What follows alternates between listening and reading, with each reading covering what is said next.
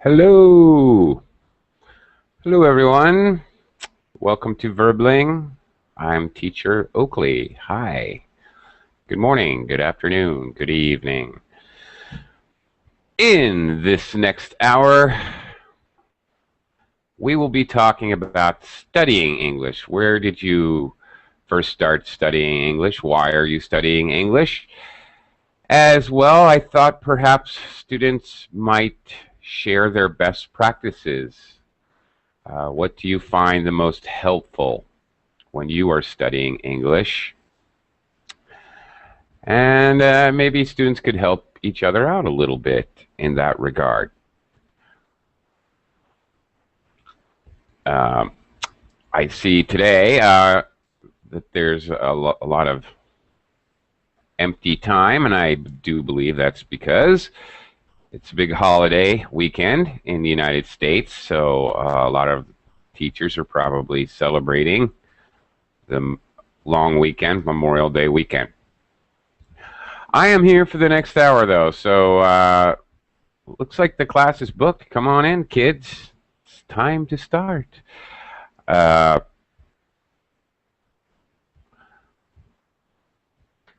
we can talk about studying English. I started studying English as a baby. How about you? All right. Now I see the class is fully booked, so come on in and let's start our conversation. Of course, English is a crazy language and seems to be becoming the global tongue in the 21st century. So let's talk about it. Okay. All right. Now we got some students showing up. Hello, Van? Yeah. Is that correct, Van? Yeah. Hi, Van. How are you? Hi, thank you, teacher. Yeah. Where are you from? Are you from Vietnam? Yeah, I'm from Vietnam. Okay. Welcome to the class. Van, when did you start? When did you begin studying English? How old were you? I'm sorry, there's some problem. Oh, really? Okay. Well, all right. I'll talk to some other folks. I'll come back to you, Van. Yeah. Stay there. Hey, Dennis. How are you? Hello, Oakley. Hello, everybody. I'm fine. How are you today? We lost you yesterday. Yeah. Oh, yeah. That last couple minutes of class there. Yeah, I was able to go back on, but I don't know what happened. I got kicked out of the Hangout, and by the time I could get back on, the class was over. So I had a next class. So sorry about that. Yeah, accident. In any case, Dennis, tell me a little bit about your English learning experience. When did you first start to learn English? Oh, I don't know. I had English in my school, but in school it's not so. I don't know. It's very, very boring. As usual, I think it's in every country. And I've never had a real lessons from real teachers.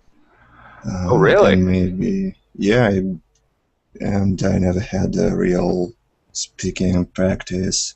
So maybe from the beginning of this year, I decided to start to learn in more regular way. I would not have guessed that, your speaking ability. I would have guessed that you've had some formal instruction. How old were you? You said you started to learn in school. What age? It was 8. 8. Ooh, yeah. that's young. Uh, in the United States, we started to learn second language, I think fourth grade, which would make it around And 10. I guess It's it's Spanish. Huh? And I guess that you started studying Spanish in the United States. Felipe, that would be an excellent guess, but no, you're wrong. That is normal. Most students, you are totally correct, Felipe. Most students start to learn Spanish as a second language in the United States. However, I grew up in Vermont, which is very close to Montreal, Canada. Really it's less than an Uh, hour drive.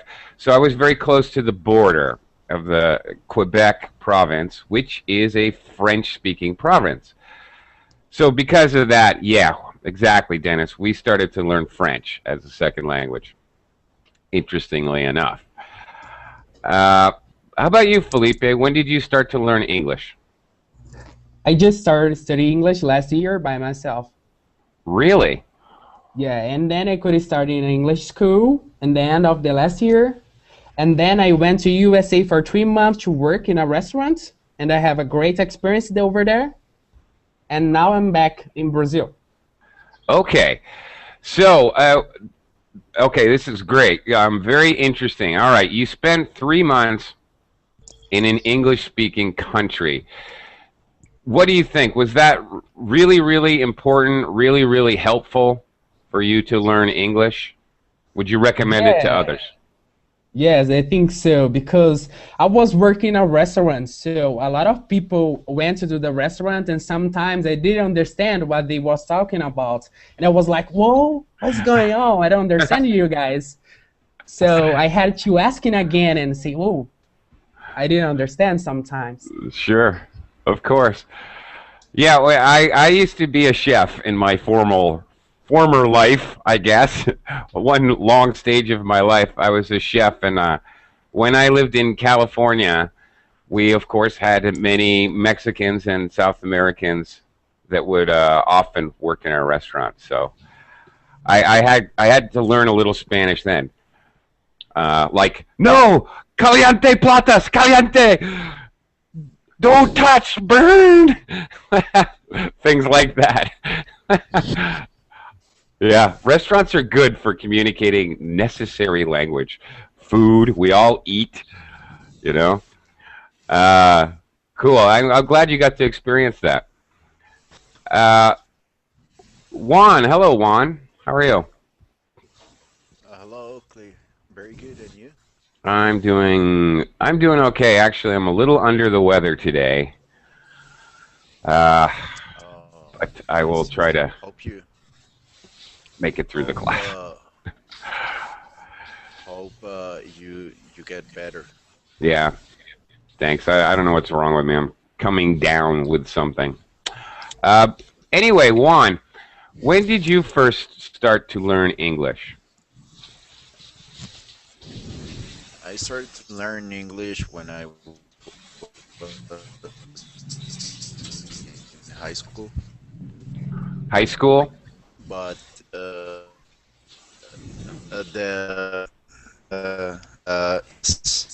the teaching method wasn't that good. So when I went to college, I started to practice a lot reading and watching TV in English by myself, basically. Watching TV. Okay. Uh, Now I have two questions. Your English speaking is pretty good, so you must have been watching some helpful television programs. What TV programs did you watch? Well, to be honest, Oh, basically, it was a time then when there wasn't a lot of resources, and so the most common way to get in touch with other cultures and languages, in this case, was by cable TV. So what I right. did I was see. try to watch watch a small channels that no captions or subtitles at all. And Okay. when that wasn't available,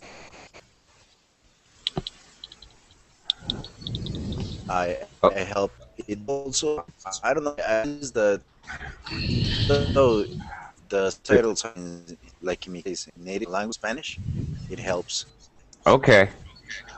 Well, I got about half of that. Your connection, I think, is a little off, Juan. So occasionally you sound a little robotic because of the connection. But maybe I'll talk to you about that a little bit more later. Maybe the connection will be better. Hi, Diego. How are you? Hello, How have you been? very good. I've been doing very well. How about yourself? Okay. Mostly good, other than today. I'm not feeling that well. But, Diego, when did you start learning English? Well, I think when I was a child at school, I started to study English, but Hmm. because it was a obligation, it was a subject. As Uh-huh. English is a subject as a second language. And then I finished my high school, and then I get my bachelor's degree as a doctor in medicine veterinaria. And then since last year, about 8 months ago, I started to learn English by myself, by my own. I bought auditory method. Uh, that's why this is my method to improve my English. Okay, so you use audio files, and then Yes, you. Okay. yes, yeah. They are podcast. Podcast. Yes, Ah, podcast. This is okay. an auditory method. Okay, interesting. All right, and you're finding that to be effective and helpful? Yes, I noticed that. I Okay. realized that this is good. It's good. All right. Tell me a little bit more about when you were in school. Were the teaching methods? Did you feel like you were learning English? I've actually heard from a couple students now that the teaching methods were not good in school. No, it was kind of boring because the teacher isn't he was not a native speaker, so Uh, he teach us he used to teach us in Spanish. So ah, okay.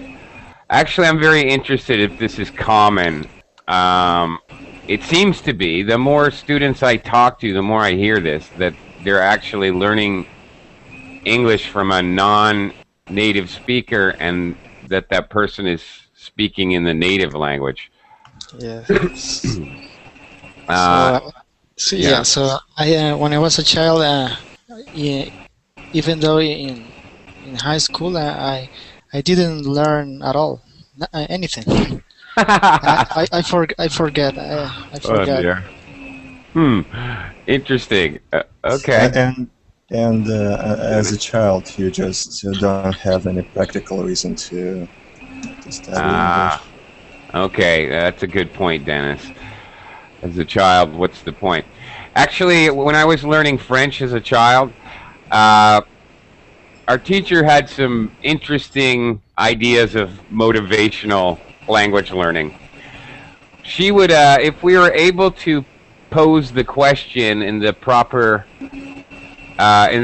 way. I still remember how to say "Quelle est la température à la banque," which means in French, "What is the temperature at the bank?" She would then allow you to leave the class and go to the bank and get the temperature, and you could actually leave the school grounds. I don't really think it was even legal. But if we could ask, can I go buy some candy in French, she would let us go to the store and buy candy in the middle of class. It was an interesting motivational technique. It worked. It works. I guess I can still ask what is the temperature. I don't know. From when I was 10, I don't know. It's very strange. Van, Yeah, how's your connection? yeah. I can be fine now. Yeah. Okay, all right. Van, when did you first start to learn English? Yeah, I started to learn English in middle school. Middle I, school. yeah. But I think that anyone in here, the method in middle school is not good. Yeah. I think that in school we only study English in the book, In the not any book. yeah, not any other tool like cassette player, audio or something. We just listen to the teacher and they teach us about grammar and vocabulary. Okay, did you listen to the teacher and use the textbook? Did you do exercises Yeah, like grammar? yeah. Exercise about the grammar, just practice grammar. Okay. Yeah, this is actually, I want to ask people, I need an opinion. What do you think? Because I've heard this over and over again. I've dealt with students in Vietnam before, as Van is, from Korea, Japanese, and also talked to many people in Latin America, as well as Russian and Slavic countries. I keep hearing the same thing. People start learning English second language maybe quite young, 10, 11, 12, but they start simply using grammar, studying grammar, textbook. Often the teacher is not actually a native speaker, and they learn sentence structure and things like that. So then, when it's time to actually like speak, use English in a realistic way, they're just lost. They don't know what to say. They're not used to actual spoken English. And what do you guys think about that? Dennis, is that kind of how you were taught when you were young, learning sentence structure and grammar and all that? Yes, yes. Even now, it's a main problem, I think, because at school I didn't have any connection with English speakers, so I never spoke with anyone. And as a result, is my bad English now. You're better than you think, Dennis. Let me just tell you that. But yeah, okay. So, give me your opinion on this. Basically, as a teacher, we talk about how to teach students. We can talk about bottom up. All right. In other words, where you drill students, teaching pronunciation, for example. Repeat after me. This, that, this, that, this, that. And you do grammar exercises, and you just repeat. We call that bottom up. And in a more top-down approach, then we'll actually do what we're doing now, conversation and reading entire passages and then talking about it. When top-down education is more starting with a realistic English and then analyzing it a little bit or correcting mistakes. What do you think works better? What is your opinion, Felipe? Hang on. Somebody's mom is vacuuming the house. What is that? Not mine. I can't tell. What are you guys? I don't know. It sounds like a vacuum cleaner. I don't know, but whoever it is, if you can mute, It's okay, but just mute when you're not talking, and then hopefully we won't hear it. It's not me. I never vacuum. Anyway, Felipe, I'm sorry. Uh, when I study English by my own, the best way to learn English was listen music and not study grammar. Not study grammar. Okay. Yeah, that's why I know a lot of people that know how to read English but don't know how to speak English. Okay. They can read it, but they can't speak it. Even listen. Van, just so you know, I muted you. You can unmute yourself when it's your turn to talk or when you have a question or want to say something. But there was a lot of extra noise. Okay, so Felipe, listening to music, that's an interesting point. Going to work at the bus or in the train. Okay, what kind of music? Because I'd be interested if you're learning to speak English like a rapper. No, sometimes the kind of music that I use like international music like Adele and Rihanna, Beyonce. Oh, okay, all right. So, yeah, I'd be worried if you were learning English, like a gangsta, using all those bad words and I'm a thug. Dang. Ooh, yeah. All right. I don't know if I could recommend that as a learning technique.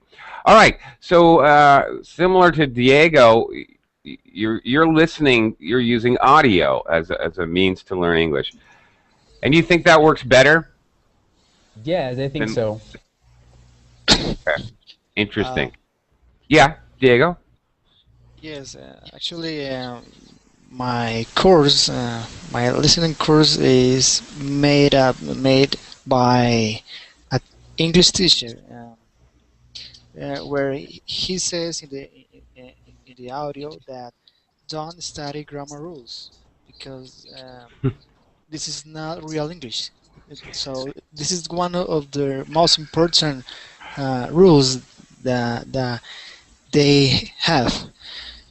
So he says, stop studying grammar rules and just learn with your ears and try to learn a real English conversation. Not study textbooks because this is not real English. This is actuation. Well, so yeah, it's very interesting. And grammar rules is very tough. It's very tricky. Yeah, they are. So, They're insanely tricky because sometimes they don't work, and sometimes they're different for British and American, and many times there are exceptions. Things like starting a sentence with there. You have to do different rules, and you go home. You don't go to the home. You go to the mall. But for home, you don't use an article. What? English is crazy. Yes, you're right. I tend to agree with your teacher, Diego. yes, his name is AJ Hogue. I don't know if you know about him. AJ Hogue. He's very famous. He's famous. Sounds familiar. You can find it on YouTube. Yeah, but the other hand is yes, it's right to don't study grammar rules, and the other powerful point is your motivation. Every method is good, but if your motivation is low, you can learn nothing at all. So it's important that your motivation is up. Yeah. I think that is an excellent point. Absolutely. I totally agree with you, Diego. The student needs to be motivated. Yes, you need to have a good teacher or a good methodology, but a terrific teacher and a completely unmotivated student will not result in a good learning experience. I completely agree with that. He says 20% is mechanical, or your method, in other words, and the other 80% is your emotions, your motivation. I think I could buy that. I think I could go with that. I think I would agree with him. That's right. Your methods, and then 80% is motivation and willingness to follow through using your methods. Exactly. Don't get lazy. But you know what? I do want to add something to that. Don't kill yourself either. I've had students who literally they go crazy studying English and they just burn out on it, and then suddenly they just don't want to give yourself moderation in all things. You know, don't kill yourself either. Relax sometimes, but yeah, okay. We've had a couple other folks join the class. Let me. Hi, Ricardo. Hi, Igor. Hello. Hi, Ricardo. Hi. Hey, Igor. How are you today? Doing very well. How are you? A little under the weather, but I'm okay. I'll survive, as always. Igor, tell me a little bit about your English learning experience. When were you first introduced to English? I think I started learning English from fourth class or fifth class. Yeah, in school. Fourth grade or fifth grade. Grade? Not Grade. class? Yeah, a class is you know, the one you. For example, in your grade, if you're in the fifth grade, you maybe there's 100 people in fifth grade, 100 young students, and maybe they would be broken into 3 classes. Okay, but not in university, but in school. Oh yeah, right. That's right. In school. So, but I learned in school only basics. The basics word like fox, dog, man, people. I don't know, these kind of words, the basics words, and the basic sentences like he is beautiful, she is beautiful, he goes to the school, or something like that. So and this I learned in school and in high school and in university, because for me it was kind of hard to learn. I don't know, or they didn't teach me how I need to understand all, but only this I learned. And after that I started to watch movies and some kind of TV shows, or but I couldn't speak. I only understood what they talk about in English. Okay. And after that I come to here. On Verbling, and I started to speak, to read reading classes, and I started from small sentences to speak. And after that, the teacher started to correct me, and after that, I started to speak more fluently. So. Okay. All right. Very good. When you were watching movies, did you watch movies with subtitles?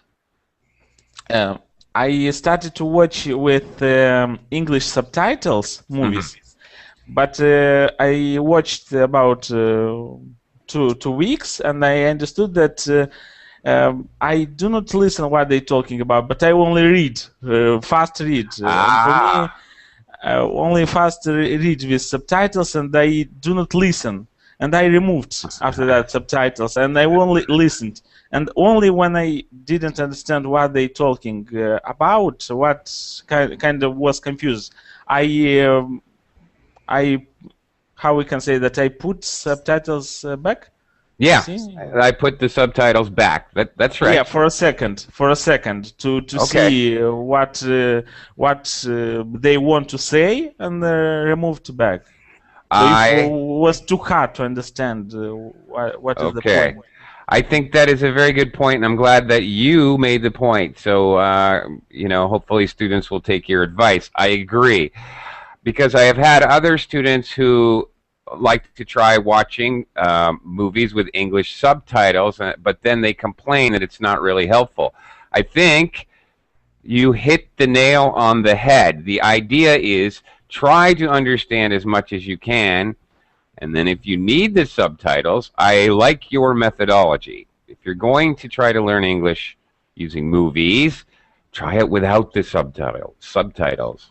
I agree with you. I think that's good thinking. And to watch movies only Americans, not English, with native speakers, and they to speak clearly, to do not speak with defects of voice, but to speak with good voice clearly. So, because okay. when they speak with some defects, yeah, or another word. Well, I mean not really, problems. It might be defects, but they might be speaking slang or dialect or no, slang it's accent. okay. Dialect it's okay because they do not speak always slang, all movie slang only. Oh, you're talking about accent? No. I mean with for example. Good pronunciation. Good pronunciation. Yeah, I mean if they have problems with his health, yeah, and they do with okay. tongue, for example, and they speak with problems. So what are you saying, Igor? We shouldn't learn English from Stephen Hawking? Stephen Hawking's the guy in the wheelchair, you know, and he speaks with a robot voice. No, I think I am here to teach you English. No, we should movies with dynamic people when they speak fast and clearly. Okay, there you go. All right, thanks. Okay. TV series is good. TV series? Is there any in particular? Yeah, it's much more better than movies, I think. And are there any particular TV series you would recommend? I don't know. There was a lot of TV series, like Friends, maybe. Or Friends. I would recommend like a singer program like X Factor.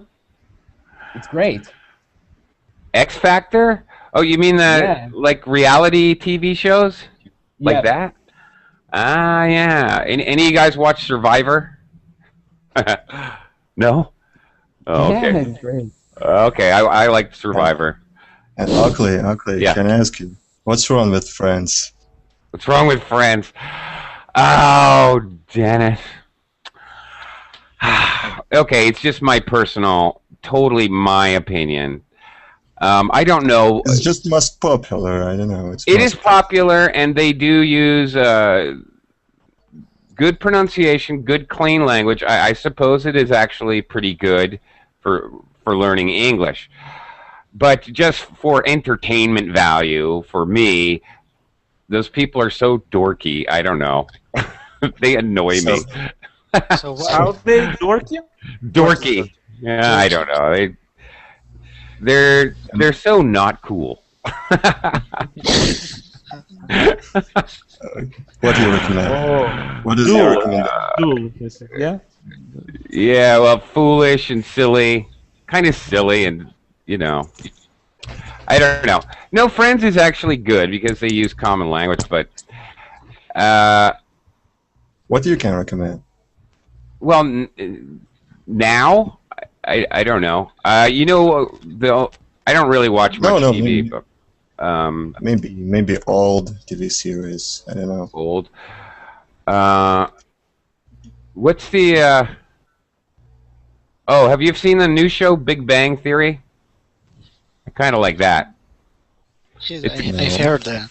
Big Bang Theory. It's a comedy, but the people in the in the show, they're like scientists. So sometimes they speak with more academic kind of vocabulary.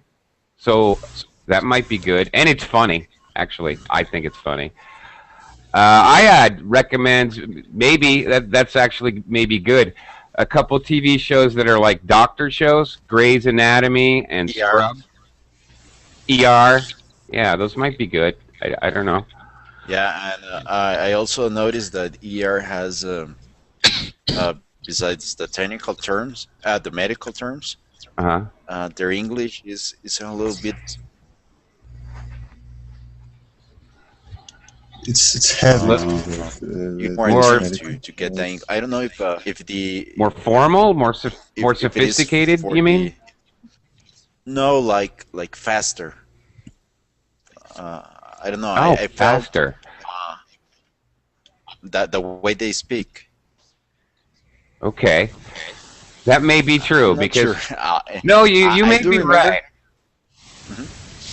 You may be right because doctors seem to be in a hurry. It's an emergency. They need to speak quickly.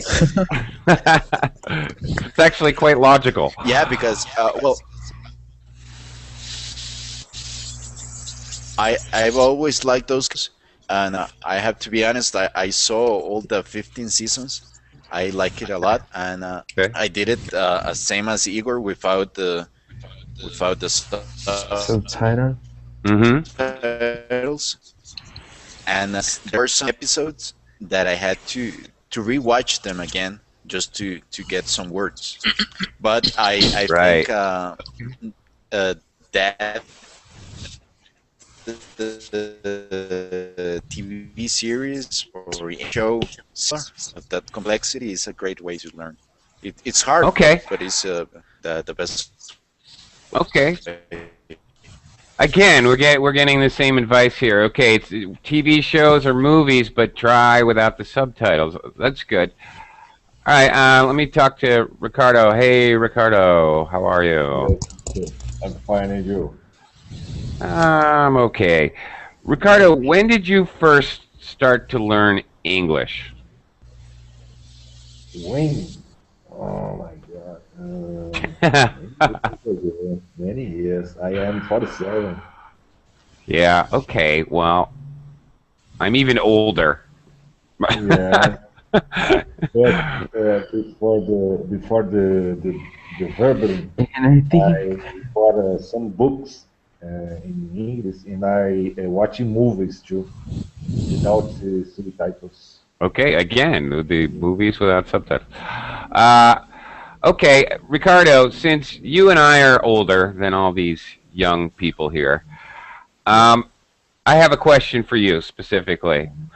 Do you think it's more difficult when you're older to learn a second language rather than young when you're young?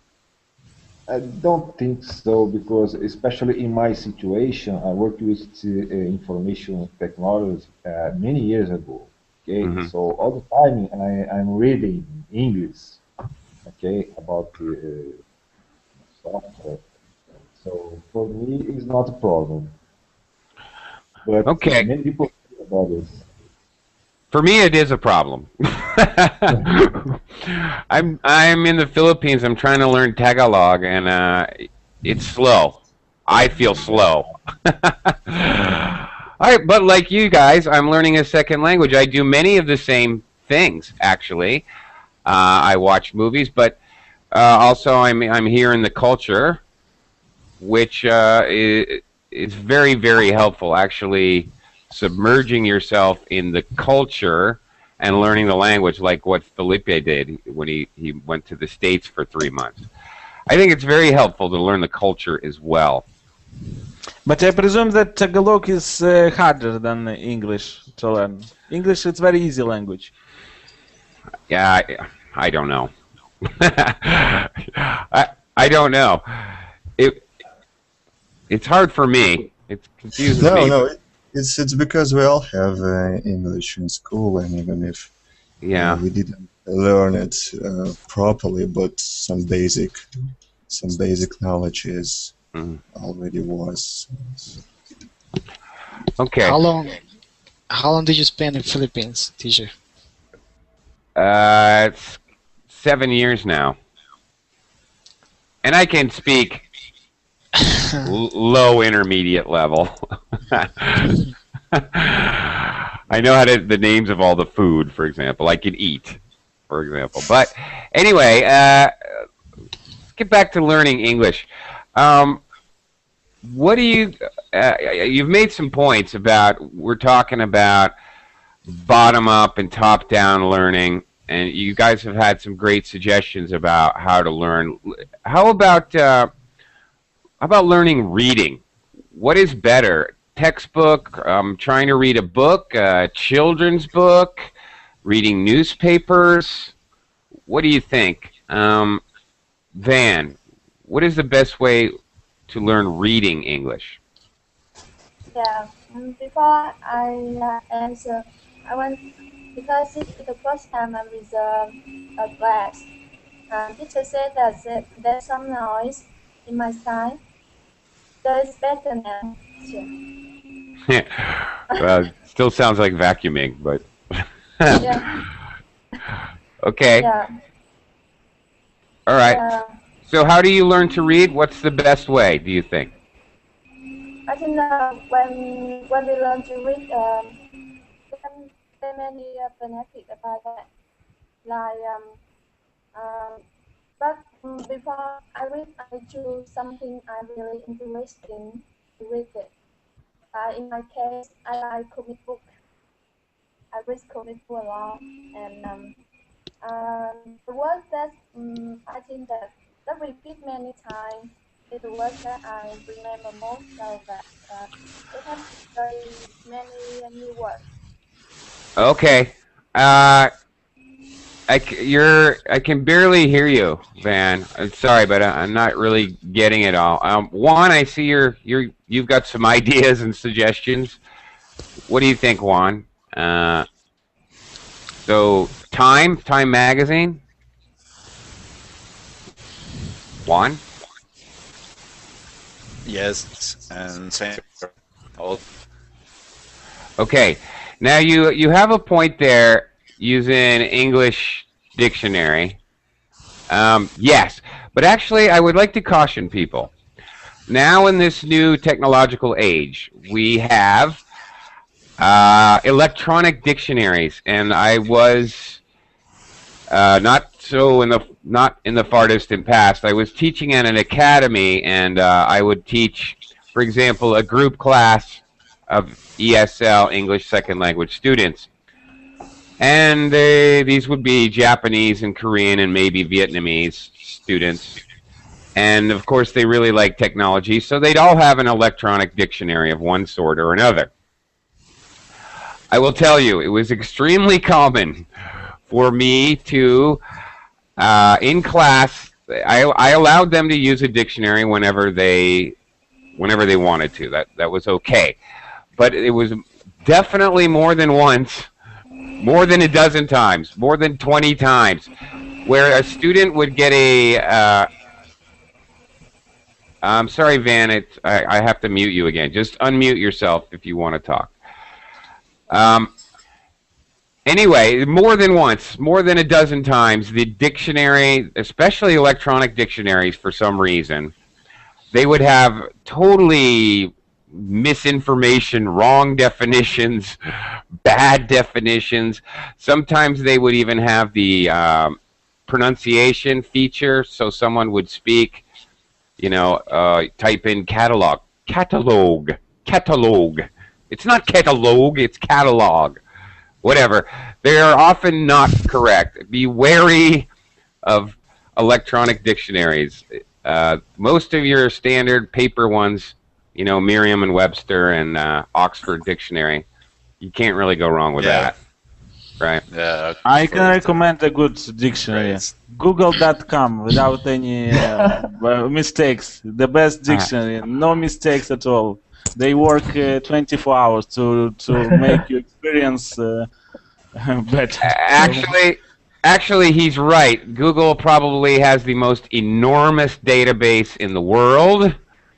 So that's the reason that they're so far ahead of everyone in like voice recognition technology, all of that. They have an enormous data bank.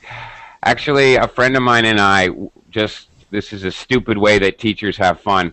We were trying to see if we could come up with words that Google didn't know. What teachers do for fun, now you know. It's kind of silly.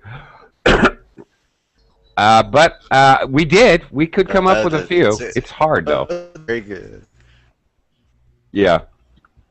It was difficult, though, I'll tell you. All right. Dennis, do you have any recommendations for reading English? I don't know. It depends on your preferences. If you like to read for pleasure, read novels. I mean, so it's better to read novels. I think to learn to read, it's not such a big deal. It takes not so much time. It's for me, for example. I don't know. I had never a problem with reading it. So. Okay. Did you start learning? I know you started in school. Did you start with textbooks, with children's books?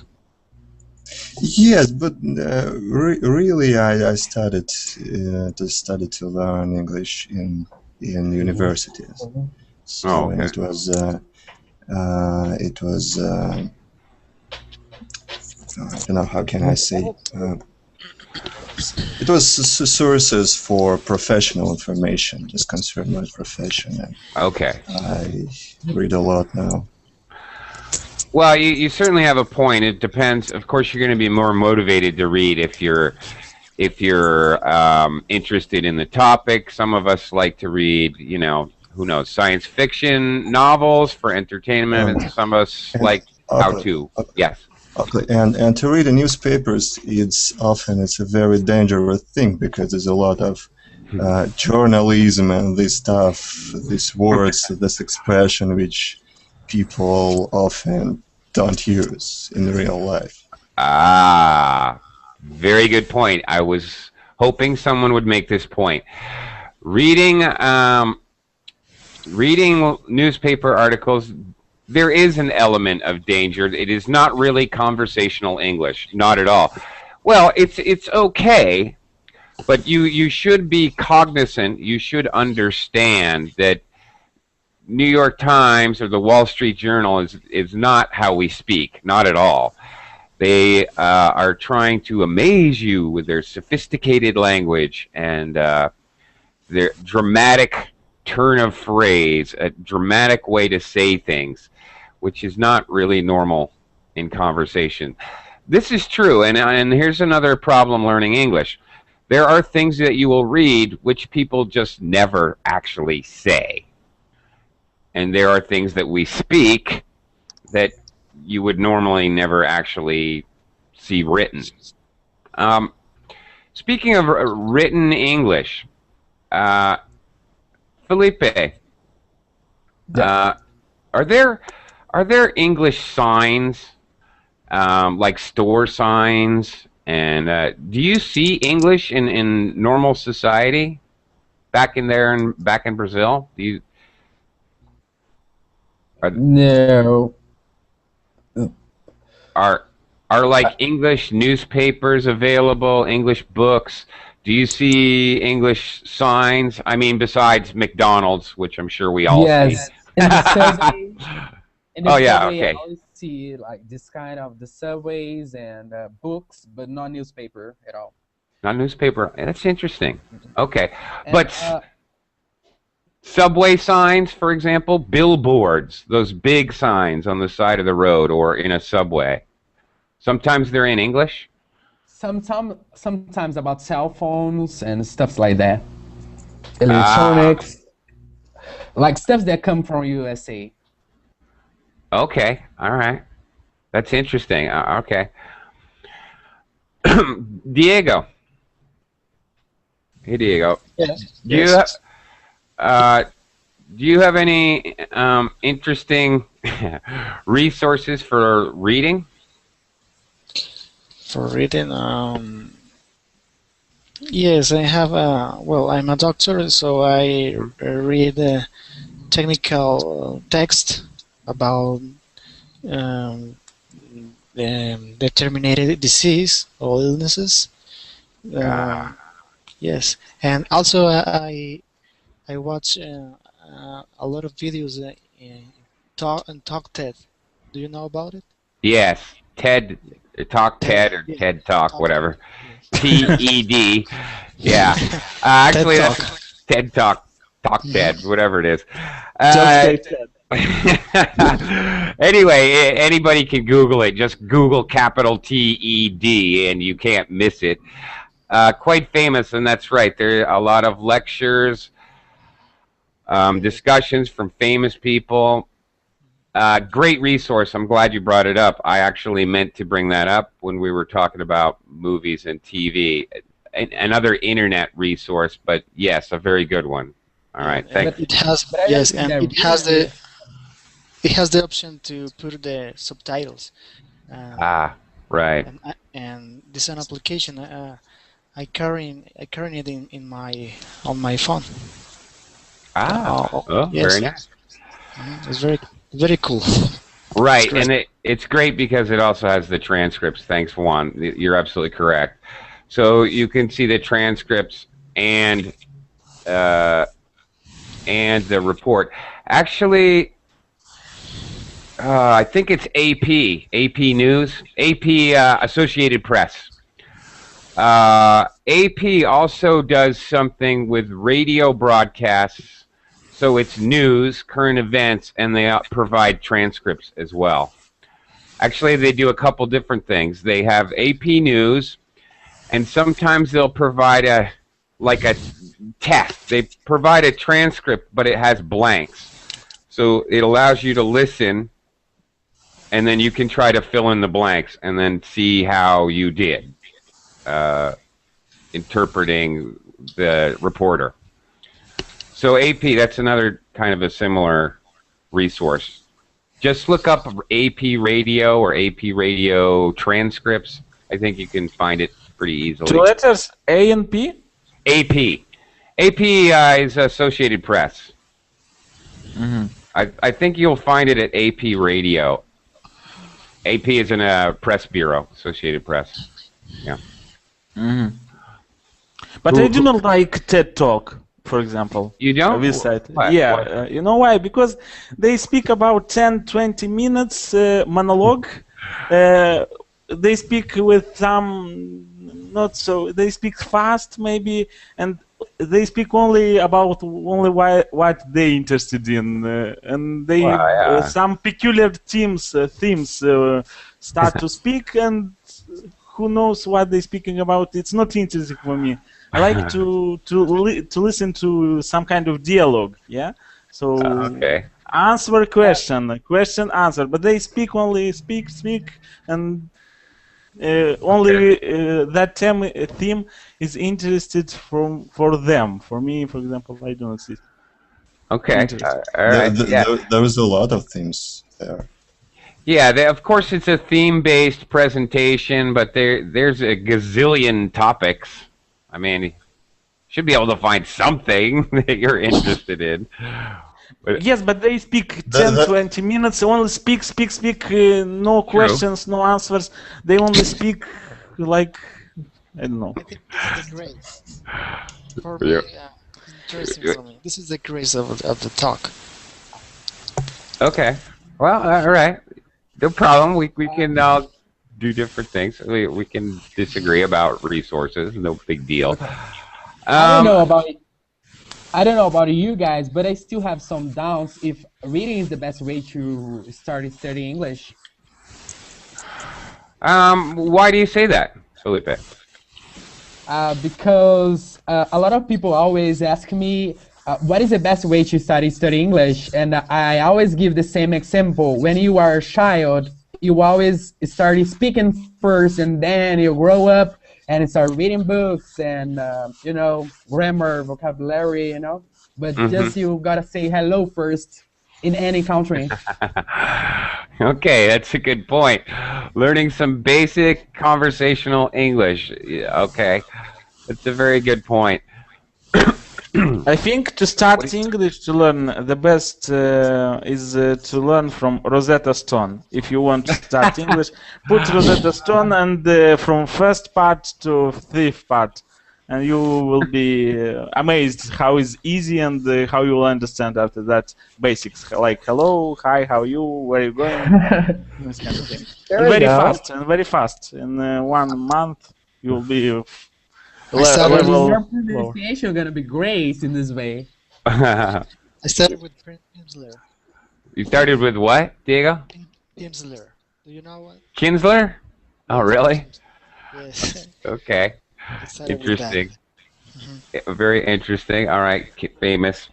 Did anybody use what's the famous I can't remember the name, but it's a brand name, and they're famous for teaching many languages, and they do it by using audio, and then they say, okay, repeat after me. Very famous language courses. Rosetta Stone. Yeah, they do this. Okay. They speak, they show on screen. Apple, for example, they show Apple on screen, they say, an apple. And you repeat, and they say if correct is or not. This is all teaching process of that. I love. And after Igor, that, there's small dialogues. For example, how are you? And you say, how are you? Igor, you have a great narrator voice. An apple narrator voice. This is because I studied from Rosetta Stone about 1 month. An apple. They speak in this way in these courses. Yeah. A computer. Yeah, they exaggerate the stress. Okay. Ahmed says that Rosetta Stone was a nightmare. I've never worked with Rosetta Stone. I get the concept because I know what the Rosetta Stone is. It's obviously where you have translation in different languages of the same information. But interesting. One thing that I recommend, okay, which I am going to teach my children. Let's talk about, well, we're running out of time. Shoot. I am going to use Dr. Seuss books to teach my child how to read because they're terrific. I like to read to my kids. I do it already, even though they're very young. I like to read Dr. Seuss. Hey, teacher. Yeah. You know, when I was working in the restaurant, like we went to a school and read Dr. Seuss, the cat in a hat. The cat in a hat. Yeah. Yeah. One fish, two fish, red fish, blue fish. Okay. Yeah. Dr. Seuss, I don't know. He's just great for learning, teaching kids not necessarily to speak, but reading. Young kids. Or very, very beginners. If any viewers are really just beginning learning English, Dr. Seuss is great. Because okay, and what is it? Is it a book? It's a series of books. Series of books. He's a writer. He's a writer. He wrote about 50 books. Some are actually self-help adult books, but many are children's books, and they're written in a sort of poetry. It is necessary to use a rhythm and intonation when you read it. I do not like green eggs and ham. I do not like them, Sam I am. I do not like them in a boat. I do not like them with a goat. I do not like them on a train. I do not like them in the rain. I do not like green eggs and ham. I do not like them, Sam I am. For example. Look at that. I memorized it. Crazy. But it forces you to use intonation and rhythm. And it's great for kids because kids like that whole rhythm, and they totally learn.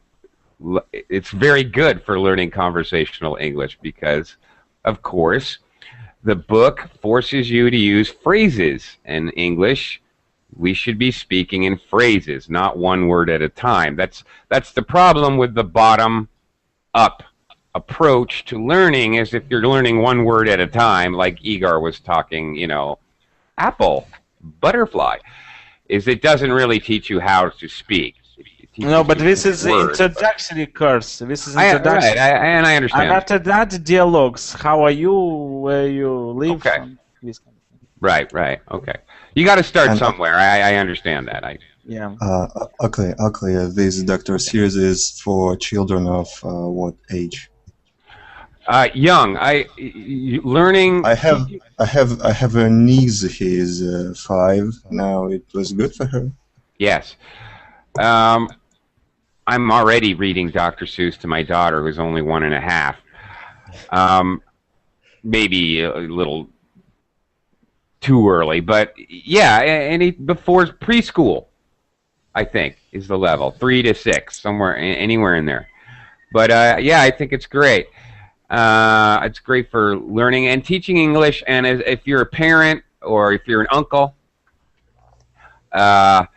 it's kind of fun to read Dr. Seuss to the kids. I enjoy reading to kids. It's fun. I'll have a verbaling class. I'll just read to you. Just kidding. All right, guys. Thank you for the very interesting discussion and helpful hints for people. But unfortunately, our time is up. Thanks a lot, guys. Fast. It was fast. You are absolutely correct. That was a really quick hour. But thanks.